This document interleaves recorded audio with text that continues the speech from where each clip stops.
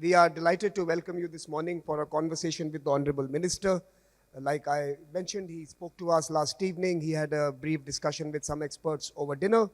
And today we thought it might be useful to ask him some questions and perhaps some of his ideas and thoughts on this particular sector. So, Mr. Minister, with your permission, let me pose the first question to you. The Prime Minister is clearly very determined to change this sector. You are working with him in the transformation of this sector. What are the key priorities that you have for this sector, and how are you and the Prime Minister visualizing this change? First of all, I am sincerely thankful to our Honorable Prime Minister, Sri Narendra Modi ji, for his message to this great event. And I believe through his message he has inspired all of us participating in this historic event, because this is first time happening, Sagar Manthan, the Great Ocean Dialogue. And everybody, whoever is present here, all the participating nation, I am really delighted to see you and also your active cooperation since yesterday. And you have been so positive, so cooperative during the roundtable dinner. That time also, I have seen your, energetic participation, positive participation, and everyone is trying to contribute in the best possible manner to make this event a great success. Anyway, as you know, our sector, port shipping waterways, this maritime sector is, one of the fastest growing sector in the country because of Honorable Prime Minister's vision and his dynamic leadership. And it is he who has guided right from the beginning. And in the last 10 years, we have seen the transformation the people of the country have rightly experienced it, and ultimately we could able to create many more success stories. And due to the modernization, mechanization, digitization, all the transformation is happening in the country. Now our priority, we want to become, as per the Honorable Prime Minister vision, $10 trillion economy in the world.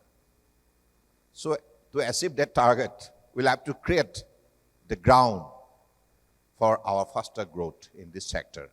That is why this particular event is going to help us a lot in how many strategic sector we need to put many more effort to make every sector a world-class level. So to carry the entire sector to that extent, we are giving preference for modernization, sustainability, and innovation. And whatever available potentialities we have, first of all, we have to take the best advantage of it. We have to explore in the best possible manner, so that out of that available resources, we could explore in a better manner to our speedy growth. And as our Honorable Prime Minister is always inspiring us by using two specific words, speed and scale. In every approach of our ministry, there should be this particular two, strictly maintain speed and scale. So, but speed and scale must also have the element of quality and credibility. So that's the way the entire approach is now put into the right perspective. Minister, there is a expectation and there is an Indian aspiration to become a shipbuilding capital of the world, to invest in this particular sector, to be part of the supply chains that create the fleets for the future. What sort of investments do we need? What is the policy enabling environment that we are creating to become a destination for shipbuilding? In this particular sector, as you know, we have already one of the most credible unit, that is Cochin Shipyard Limited. And they have, performed in a very, very visible manner by manufacturing one of the largest warship in the world. So that is indigenous aircraft carrier, INS Bikram. So by manufacturing that level of warship, now you could imagine the best possible way of generating self-confidence to make India self-reliant tomorrow. So this is the way, even that is in Cochin and Masgaon also, that is also a naval and commercial, shipbuilding builders. So these are the, ecosystem we have already developed, but in the near future, like whoever are in the front runners in the shipbuilding in the world, we want to also associate with them. And by creating Maritime Development Fund, we want to give incentive to the shipbuilders tomorrow. And also for this ground level preparation, we have already started creating kind of clusters for shipbuilding and ship repairs across the country. So this is coming up fastly.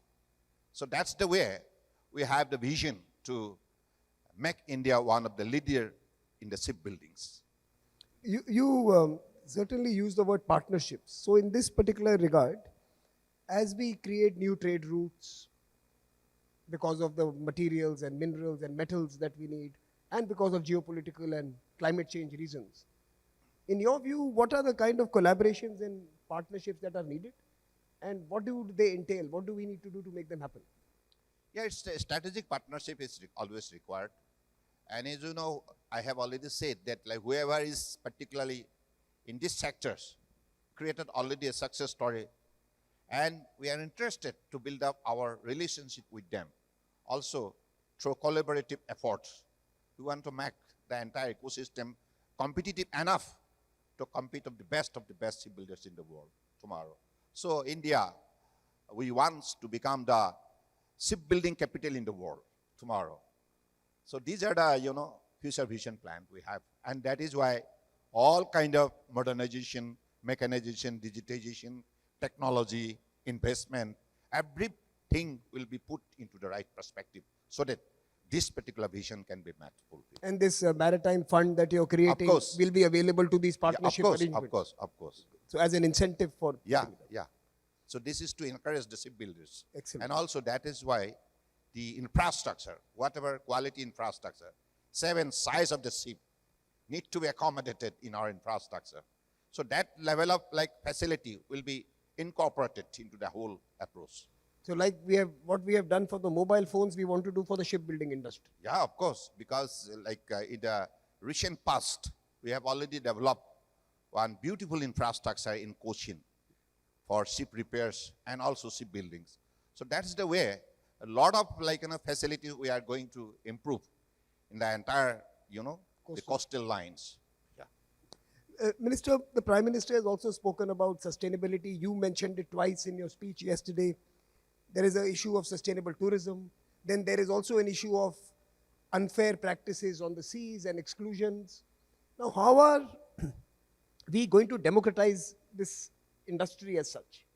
Look, as you know, we have to combat the climate change, So that is why we are always interested to develop a beautiful, eco-friendly, seamless movement of our cargo and vessels. So that is why India is developing, the hydrogen hub across the country. So this is the way the eco-friendly environment needs to be improved so that in the near future, sustainability will always, it would be, the entire movement will be sustainable and it would be eco-friendly. Nowhere it will affect the environments. So that means, yes, I have quoted yesterday, economy will grow along with the ecology. So ecology will not be affected out of our approach. So that is why, whether it is hydrogen, kind of fuels, ammonia fuels, all kind of, the green shipping, green port, green transition, all being put into the right perspective so that like whatever vision plan we have developed, that could be fulfilled. And what about creating standards and labor rights and protecting workers on seas? Look, we have the institutional mechanism also. We have the policy also, so that whatever skill is required for our youth to operate the bigger vessels in the sea, and also to overcome the bigger challenges across the sea and oceans. So that is why all kind of most sophisticated advanced technology will be taught to our young generation so that they could become the most competent, the merchant and sailors and all, so that they could be accommodated anywhere in the world, and even the leading global players will prefer to have the Indians like seafarers into their ship because of their quality and credibility. And what about wages and labor rights and protecting them? Because Of course, we are always interested to protect the interest of the seafarers. So that is why all kind of ecosystem have already been developed in the country. Okay. Minister, let me ask you the last question. Particularly since yesterday we had a speaker from Inland Waterways also. How do we connect such a vast country like India, which has many states which are not connected to the oceans? How are we connecting them to this? How are we unleashing their potential by connecting them and creating multimodal transportation to make them reach the ocean? It is also one of the biggest advantages for us because India is having the total length of more than 20,000 kilometers of inland waterways. Mm-hmm. So that river system is very much there in India, and that is also one of the bigger investors for us to conduct interstate trade and commerce, and also to develop our coordination, cooperation to each others. So that is why all kind of legislative transformation we have brought into place. We have brought the Inland Vessel Act, so that from one national waterways to the other national waterways, from one state to the other state, you need not have to go for this license certificate time and again. One certificate will help you to move that across the country. So this is the legislative transformation we have placed into the right perspective. And also, now in the last 10 years, whatever success story has been created, before 10 years, the cargo handling capacity in the national waterways only limited to 30 million metric ton per annum. Now it went up to 133. That is a jump because we have developed the infrastructure, jetties, terminals, and also with our appropriate dredging policy, now the appropriate draft depth is always maintained. Assured draft for the cargo vessel, passenger vessel to have their simplest movement in the river system. And also we are encouraging the river cruise, right? As you know, that 2021, under the dynamic leadership of Honorable Prime Minister, the MB Ganga Vilas, that river cruise, for the first time in the world, longest river cruise crossing the length of more than 3,200 kilometers and overcoming more than 27 river system from Banaras to Dibrugarh, from National Waterways 1 through Bangladesh Protocol Road to National Waterways 2 Dibrugarh, uppermost part of Assam and Northeast India. So that is the success story. That is regarded to be the world longest river cruise, ultimately carrying 32 Swiss passengers. So this is the success story we have created.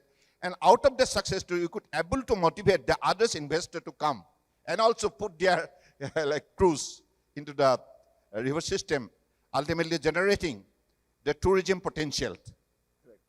So this is the way we are trying to explore the available resources in our national waterways. We have altogether at present 111 national waterways.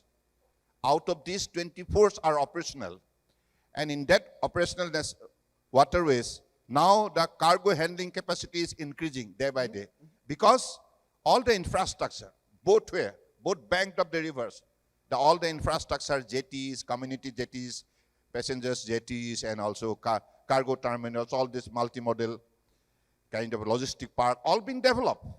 So this is the vision of our noble Prime Minister, which has helped us to take the river system equally as we are taking coastal shipping or ocean cruise or ocean exim trade. So this is the three sectors: exim trade, coastal shipping, and inland waterways.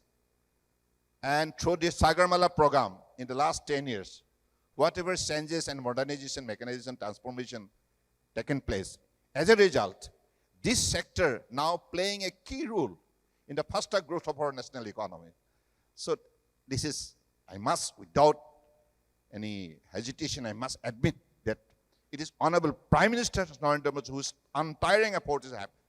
This is happening in the country. And now we are aiming to become top 5 nation in the shipbuilding by 2047 and top 10 in the next 2030.